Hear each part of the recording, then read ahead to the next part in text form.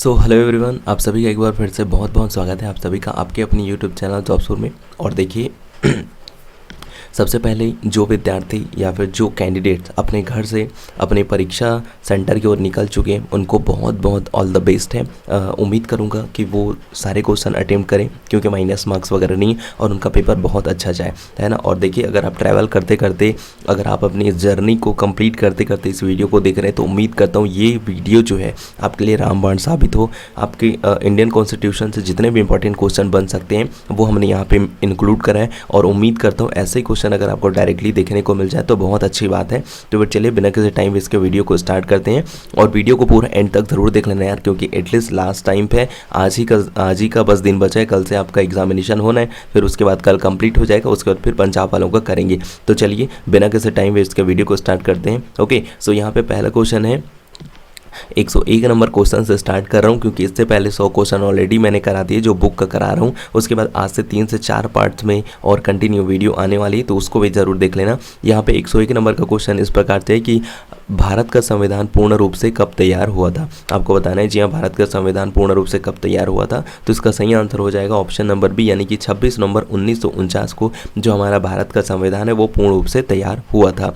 अगला सवाल यहाँ पे है भारतीय संविधान सभा की प्रारूप समिति के अध्यक्ष से। आपको बताना है कि भारतीय संविधान सभा के प्रारूप समिति के अध्यक्ष कौन थे। तो इसका सही आंसर हो जाएगा option number B, BR Ambedkar थे। किसी क्वेश्चन को अगर डाउट्स वगैरह होगा तो कमेंट सेक्शन में राइट डाउन जरूर कर देना।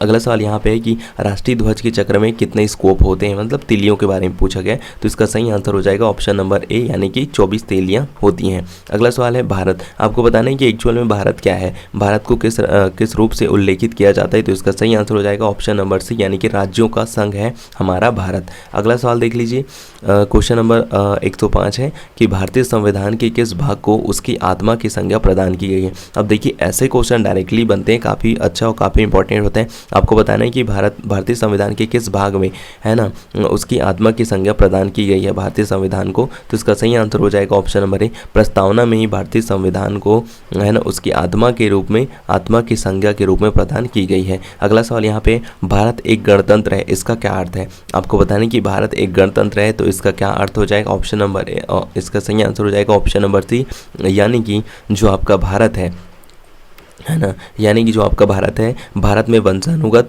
शासन नहीं है। जी हाँ, अगर हम गणतंत्र की बात कर रहे हैं, प्रजातांत्रिक देश की बात कर रहे हैं, तो आप सभी को पता है कि हम जो इलेक्टेड करते हैं कैंडिडेट्स वही हमारे द्वारा चुना गया व्यक्ति जो है ऊपर में बैठता है और शासन करता है। यहाँ पे आप लोग देख सकते हैं। इसके अलावा जो सभी मामलों में अंतिम अधिकार जनता के पास है, बिल्कुल सही है। और भारत में संसदीय शासन व्यवस्था है, बिल्कुल सही है। और यहाँ पे भारत राज्यों का संघ है। ओके, सो उम्मीद करता हूँ ये क्वेश्चन आपको समझ आया होगा और इससे रिलेटेड और जितने भी चीज़ें थी वो मैंने आपको बताने का प्रयास किया है।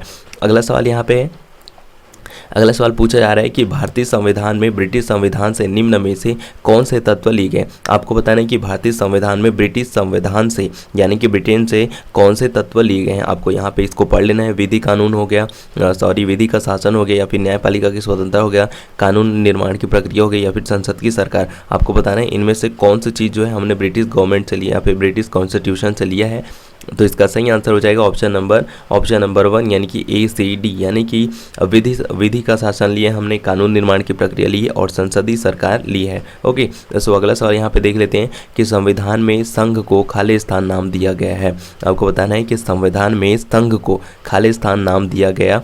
तो इसका सही आंसर हो जाएगा ऑप्शन नंबर सी, यानी कि इंडिया या भारत। अगला सवाल देख लेते हैं, निम्नलिखित में से कौन सा मूल अधिकारों में सम्मिलित नहीं है। आपको बताना है कि निम्नलिखित में से कौन सा मूल अधिकारों में सम्मिलित नहीं है। तो इसका सही आंसर हो जाएगा, आराम से इसको पढ़ लीजिए, उसके बाद आप लोग ज़रूर इसका सही आंसर दे सकते हैं। तो इसका सही आंसर हो जाएगा ऑप्शन नंबर ए, यानी कि संपत्ति का अधिकार जो है मूल अधिकार में नहीं आता है। अगला सवाल देख लीजिए, केंद्र राज्य संबंध किस अनुसूची में। आपको बताना है कि केंद्र और राज्य का जो संबंध है वो किस अनुसूची में हमें देखने को मिलेगा। तो इसका सही आंसर हो जाएगा ऑप्शन नंबर ए, 7वीं अनुसूची में। अगला सवाल है, भारतीय संविधान निम्न में से कौन सी नागरिकता प्रदान करता है। जी हाँ, अब ये तो काफ़ी ज़्यादा इंपॉर्टेंट हो जाता है भाई, है ना, कि भारतीय संविधान निम्न में से कौन सी नागरिकता प्रदान करता है। तो इसका सही आंसर हो जाएगा ऑप्शन नंबर बी, एकल नागरिकता। जी हाँ, हम भारत में रहते हैं, अगर हम भारत के नागरिक हैं तो हमें केवल एक ही नागरिकता प्राप्त होगी।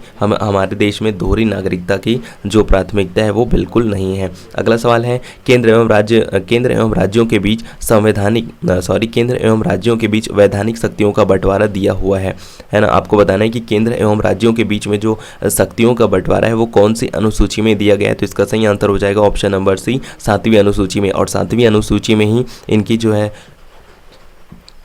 ना, हमें केंद्र एवं राज्य के संबंधों के बारे में पता चलता है, उनकी शक्तियों के बारे में पता चलता है। तो जाहिर सी बात है कि वैधानिक शक्तियों जो केंद्र और राज्यों के बीच में विभाजित है, उसका भी विभाजन है वो भी हमें 7वीं अनुसूची में ही मिलेगा। अगला सवाल यहाँ पे, राष्ट्रीय आपातकाल की उद्घोषणा स्वतः निलंबित करती है। आपको बताना है कि राष्ट्रीय आपातकाल की उद्घोषणा स्वतः निलंबित करती है, तो इसका सही आंसर हो जाएगा ऑप्शन नंबर 2, स्वतंत्रता के अधिकार को। ओके, सो अगला यहाँ पे अगला सवाल है, संविधान में कितने प्रकार के आपातकालों का प्रावधान है। आपको बताना है कि संविधान में कितने प्रकार के आपातकालों का प्रावधान है, तो इसका सही आंसर हो जाएगा ऑप्शन नंबर 3, 3 प्रकार के संविधान में आपातकालों का प्रावधान है। अगला सवाल है, निम्नलिखित में से कौन सा भारत के राष्ट्रपति के निर्वाचक गण का भाग होता है। जी हाँ, आपको बताना है निम्नलिखित में से कौन सा भारत के राष्ट्रपति के निर्वाचक गण का भाग होता है, तो इसका सही आंसर हो जाएगा ऑप्शन नंबर 4, यानी कि इनमें से कोई नहीं, यानी कि ना ही लोकसभा, ना ही राज्यसभा और ना ही राज्यों के विधानसभाएं राष्ट्रपति के निर्वाचक गण का भाग होती हैं। ओके, सो अगला सवाल है, यहाँ पे राष्ट्रपति के उम्मीदवार के लिए क्या आवश्यक है। अब यहाँ पे इसको पढ़ लीजिए और इसको बताने का प्रयास करिए, है ना। क्या वह 35 वर्ष की आयु होनी चाहिए, साक्षर हो और संसद द्वारा चुने जाने की योग्यता रखता हो, देश का नागरिक हो। ओके, तो इसका सही आंसर हो जाएगा ऑप्शन नंबर 2। सबसे पहले देखिए, ये सारी क्वालिफिकेशन होना बहुत ही ज़रूरी है, लेकिन अगर आपको राष्ट्रपति के लिए यहाँ पे जो ज़रूरी चीज़ है वो आपको साक्षर होना हो, यहाँ पे सबसे मेजर इंपॉर्टेंट टर्म और मेजर इंपॉर्टेंट चीज़ हो जाता है।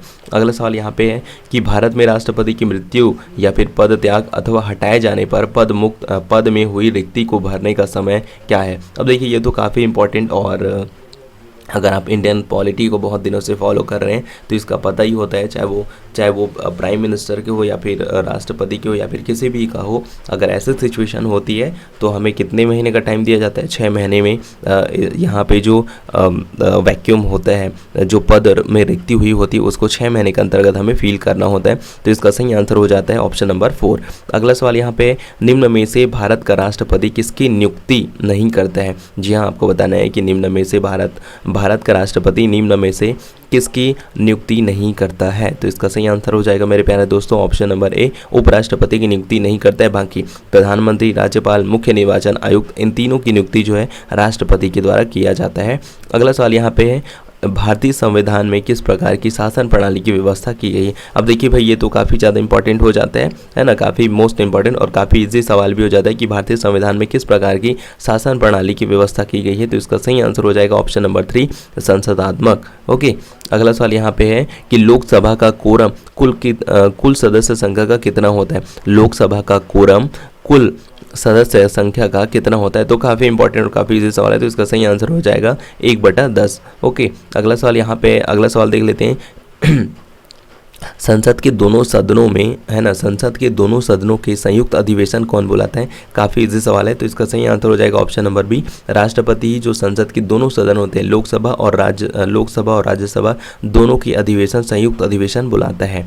अगला सवाल यहाँ पे है उच्चतम न्यायालय के न्यायाधीशों की संख्या में वृद्धि करने की शक्ति किसके पास है, तो इसका सही आंसर हो जाएगा ऑप्शन नंबर ए, यानी कि संसद अपने पास ये अधिकार रखता है कि जो उच्च न्यायालय है, जो सुप्रीम कोर्ट है ना, वहाँ की जो जज होते हैं उनकी संख्या में वृद्धि कर सकता है। अगला सवाल यहाँ पे, उच्चतम न्यायालय के न्यायाधीशों की सेवानिवृत्ति, है ना, होने की उम्र सीमा क्या होती है। आपको बताना है कि उच्चतम न्यायालय, है ना, उच्चतम न्यायालय के न्यायाधीशों की सेवानिवृत्त होने की उम्र सीमा क्या होती है। अब देखिए, जब से जो रंजन गोगोई वगैरह जी थे उस टाइम पे ये काफ़ी इम्पोर्टेंट जो क्वेश्चन था, ये काफ़ी ज़्यादा ट्रेंडिंग में था, क्योंकि उन्होंने जो राम मंदिर विवाद वाला हो गया उस पर अपना जजमेंट दिया था। तो उस टाइम पीरियड पे, है ना, ये सारी चीज़ें बहुत जजों के बारे में बहुत चीज़ें चल रही थी और यूट्यूब में काफ़ी ट्रेंड भी था। तो उम्मीद करता हूँ इसका आंसर कोई गलत नहीं करेंगे, तो इसका सही आंसर हो जाएगा ऑप्शन नंबर 3, 65 ईयर्स। अगला सवाल है यहाँ पे, विधान परिषद का सभापति। आपको बताना है कि विधानसभा का सभापति कौन होता है विधान परिषद का, तो इसका सही आंसर हो जाएगा ऑप्शन नंबर 3, यानी कि विधान परिषद के सदस्यों द्वारा अपने ही बीच से निर्वाचित होता है। यानी कि जो विधान परिषद का जो सभापति होता है वो विधान परिषद के सदस्यों द्वारा अपने ही बीच से निर्वाचित किया हुआ सदस्य होता है। अगला सवाल यहाँ पे है, भारत में किसी राज्य की राज्यपाल बनाने वाली पहली महिला। यहाँ पे एक्चुअल में ऐसा है कि भारत में किसी राज्य की राज्यपाल बनने वाली है, वो है ना, बनने वाली भारत की पहली महिला कौन है? तो इसका सही आंसर हो जाएगा option number C, option number 3 Sarojini Naidu.